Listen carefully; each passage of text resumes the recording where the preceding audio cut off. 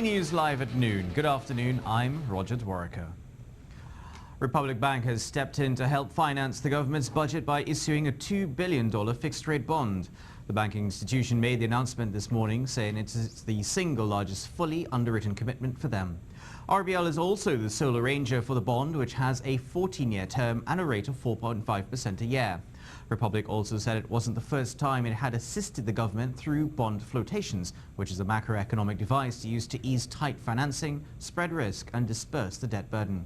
It's also not the first time RBL has issued a bond to the government, because previously, under its merchant banking subsidiary, Fincor, in 1986, it had issued a $200 million flotation. Postal workers across the country have opted to take a sick day today to send a message to the Ministry of Finance. They say they were promised their back pay for 2011 to 2013 since last June, but that had been twice postponed. The latest date that they've been given is August end, a decision they're not happy with.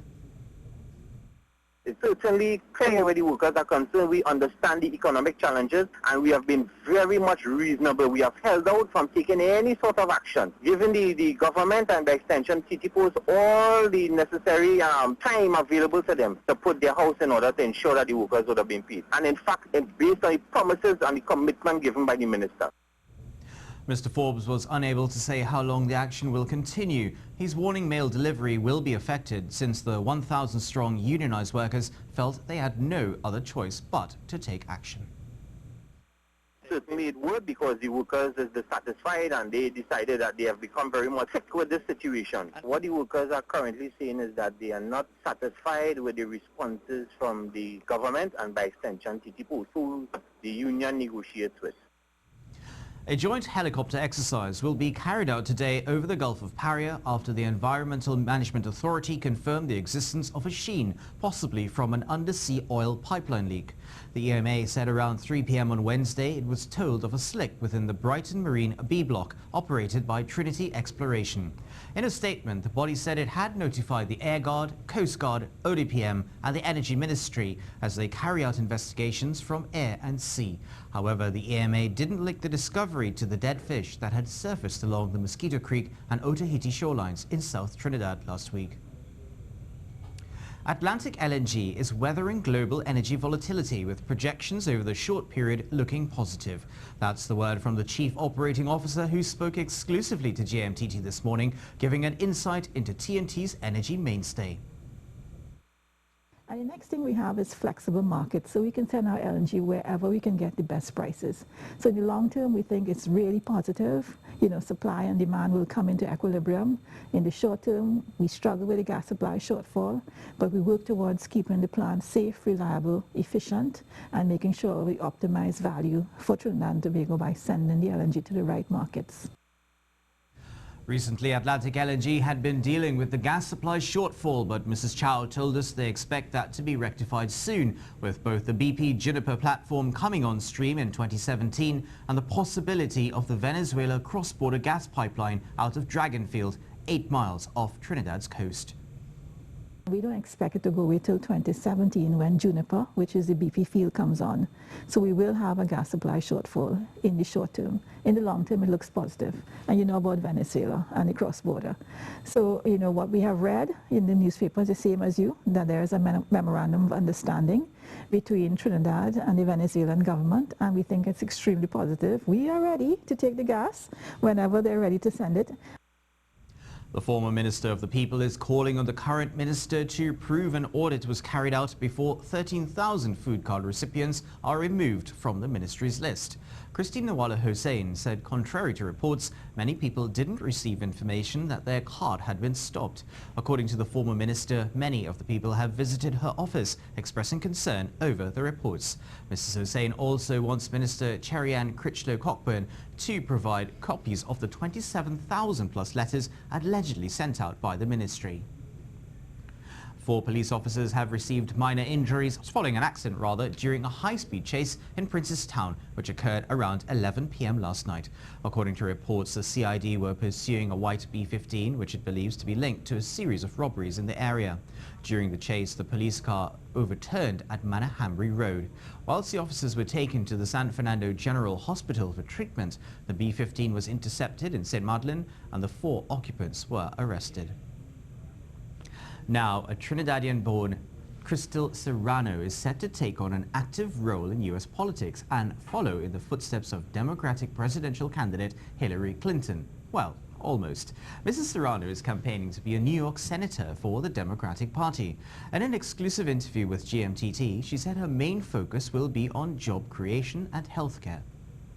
Healthcare is a passion, of mine. My mother died when I was 16 years old. She died in childbirth. I believe that had she had, as I get older and I began to explore and I began to understand, had she had that health care component that was easy, accessible to her, I think and I believe strongly that today my mother would have still been alive. Ms. Serrano grew up in Freeport, but her mother died while giving birth. She said while her childhood had its challenges, she learned how to cope and achieve her goals.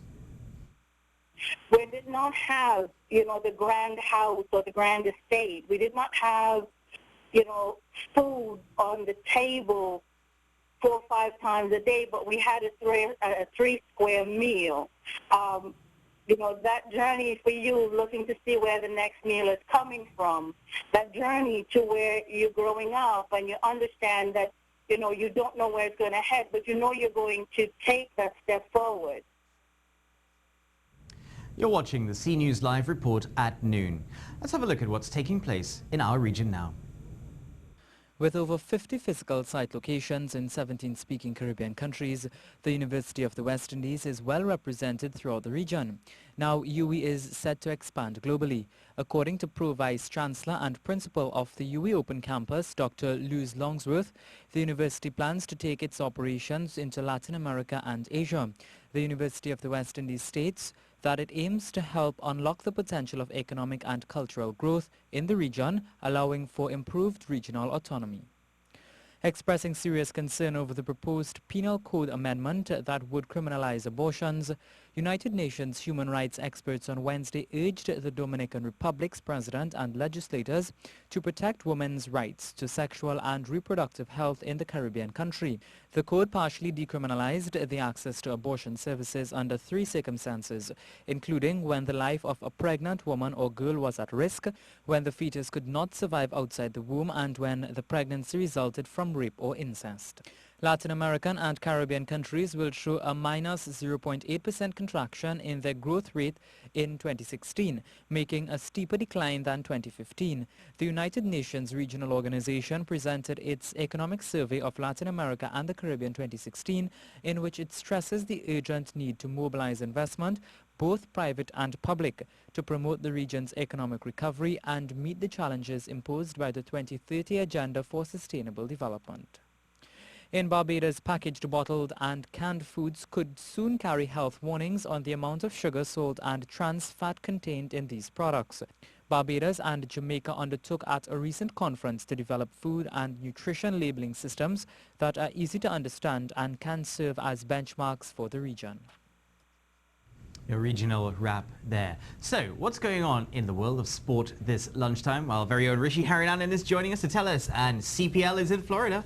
Yes, well, thank you, Roger. And it's going to be a historic day for the Caribbean Premier League, as for the first time the competition will have matches taking place in the United States. CPL match 25 will see the Barbados Tridents go up against the Amazon Warriors at Lauderhill. As it stands, the Amazon Warriors are in second place with 10 points, while the Tridents are at position number 5 with 7 points. If the Tridents are to win this game, they will go to position number 3, pushing the Trinbago Knight Riders to 4th position and the Zooks to number 5. Jamaica Tallawahs have already qualified for the second round.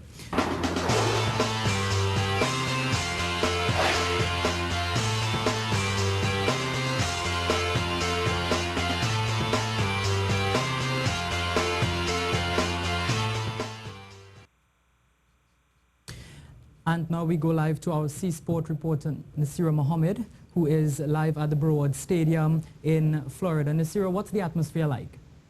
Well, the atmosphere is extremely hot. Right now, the weather is scorching, the humidity is extremely high.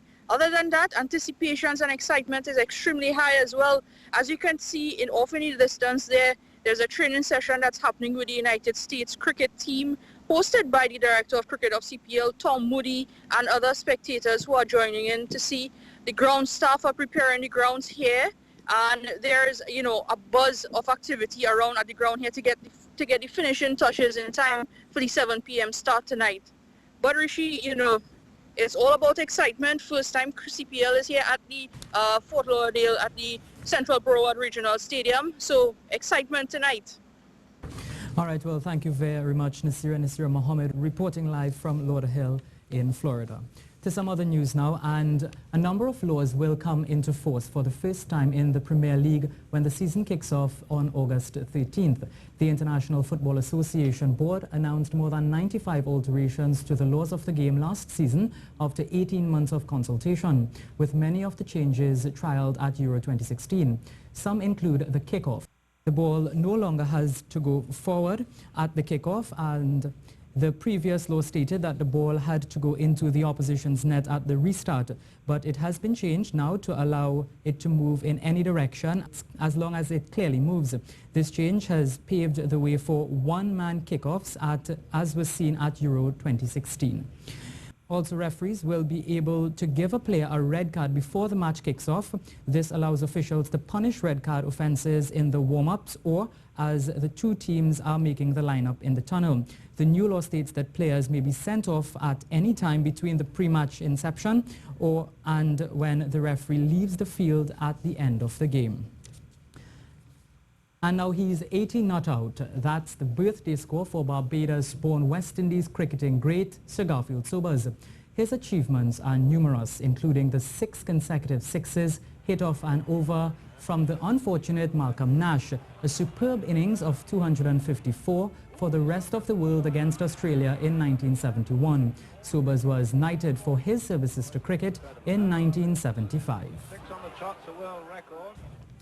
And that's a brief look at what's taking place in sport. We have the weather now and then more news with Roger. It's the hurricane season, and as we head towards the peak in September, do be mindful to pay attention as we go through the next few months. For today, across Trinidad and Tobago, there is some moisture. There's also the daytime heating, so definitely look for a couple of showers to pop up across the plains of western areas of Trinidad and across the hillsides at times, with Tobago possibly seeing a few showers across the main ridge. It will feel hot in Tobago at 32 degrees Celsius and in Trinidad 34 degrees Celsius. By nightfall, we should see settling of conditions as the day cools. For fisherfolk heading offshore, look for easterly winds of 10 to 15 knots with a slight to moderate chop of 1.5 to 2 meters and easterly swells of 10 seconds. Low tide at 5 p.m. is followed by a high tide at 11:30 p.m. That is the latest weather, and I am meteorologist Ian Wallace. Ian Wallace there with the weather. Now, moving on with some international news, and President Barack Obama is imploring voters to help continue his legacy by carrying Hillary Rodham Clinton to victory at the polls in November. Mr. Obama praised Mrs. Clinton at the Democratic Convention in Philadelphia as the most qualified person ever to run for the White House. He said voters face a choice between hope and fear, attacking homegrown demagogue Republican Donald Trump. C News, powered by a team of journalists and producers across the Republic and the region, on television, radio and online. C News, your country, our job.